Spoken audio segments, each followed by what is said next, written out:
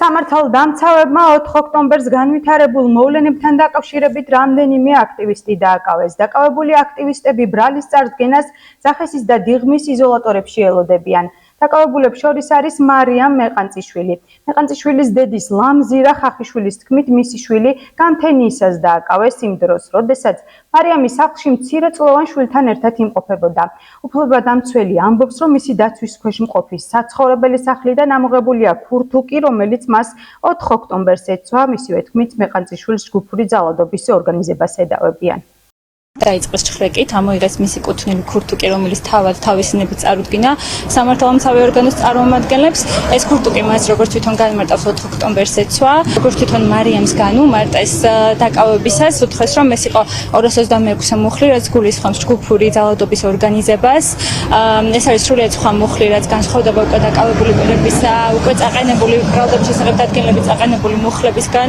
ორგანიზებას ედავებიან. კი ბატონო, 4 ოქტომბერს საერთოდ არ იმყოფებოდა პრეზიდენტის სასახლის მიმდებარე ტერიტორიაზე, არ რაიმე კუთხით მონაწილეობა არ მიუღია. იყო აქციაზე, საპროტესტო აქციაზე, თუმცა უშუალოდ პრეზიდენტის სასახლის მიმდებარე ტერიტორიაზე არ ყოფილა. ის ორგანიზებაზე თუ საუბრობს, თუ აკეთებდა არა, საჯარო მოწოდებები თუ ქონდა.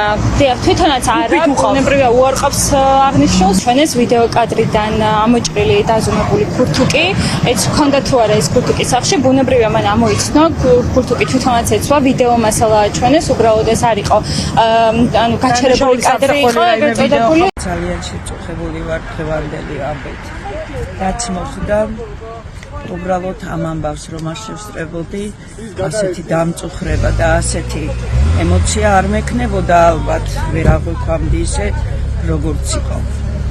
მე და ჩემი მეუღლე გუშინ რაიონიდან ჩამოვედით ექიმთან კონსულტაციაზე და დღეს დილით გამთენიისას დაახლოებით 5 იქნებოდა დაწყებული უანგარი ადამიანი შემოვიდა ჩემი გოგონას ბინაში.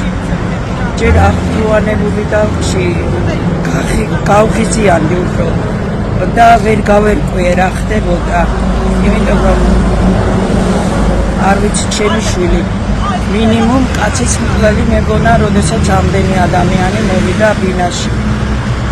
მე მოგახსენებთ, რომ შვილიშვილიც თან მახვდა 6 წლის გოგონა, რომელმაც ტირილი წამოიწყო და რაღაცნაირად პედაგოგი ხარ და დავამშვიდე ბავშვი, რომ იქ არაფერი ხდებოდა მსგავსი.